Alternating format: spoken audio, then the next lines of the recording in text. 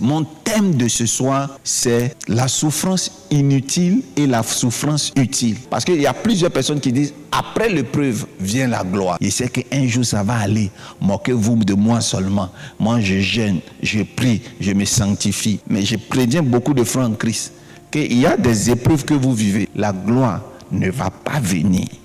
Il n'y a pas de gloire.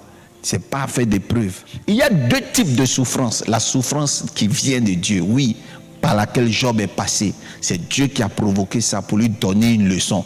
Il y a des gens qui souffrent parce que Dieu veut les élever. Il y a des gens, Dieu veut même plus qu'ils aient d'amis. Donc Dieu les éprouve pour que tout le monde les quitte. Parce que Dieu veut les élever seuls. Il y a des épreuves qui viennent de Dieu. Mais il y a des épreuves comme pour Lazare là. Ça ne vient pas de Dieu. Hein. Lazare est mort pauvre. Allez au cimetière. Vous allez voir des jeunes filles, des jeunes diaconés, des jeunes chantres qui sont morts comme ça. Ça ne veut pas dire qu'ils vivaient le péché. Hein. Mais il y a des moments où ce n'est pas... tu ne dois pas persévérer dans ce que tu fais. Voilà, tu dois juste changer de stratégie. Mais en gardant ta vision. Tu ne dois pas perdre la vision. Tu dois rester constant. Mais en changeant parfois les méthodes.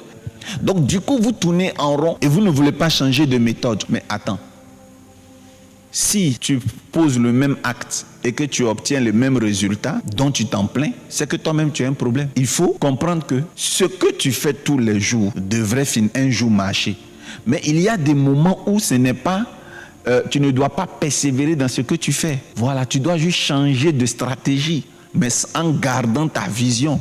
Tu ne dois pas perdre la vision, tu dois rester constant. Mais en changeant parfois les méthodes. Il y a plusieurs types de prières. Bien aimé, la prière que tu fais depuis 20 ans, tu es dans cette église-là. Si ça ne marche pas, change et consulte le prophétique. Le problème, c'est que le système du monde, financé par la franc-maçonnerie et plein de choses, est en train de pousser des qualités d'hommes de Dieu qui étaient bien à combattre ce prophétique qui peut vous aider aussi quand même à voir qu'est-ce que vous devez faire pour réussir. Donc nous sommes responsables de nos souffrances inutiles. Nous sommes dans des églises réveillées. Nous sommes dans des églises où on nous parle. Nous sommes dans des églises où on entend des belles paroles. Nous sommes dans des églises où on crie Amen, Amen, Amen. Mais il vous faut de vraies directives.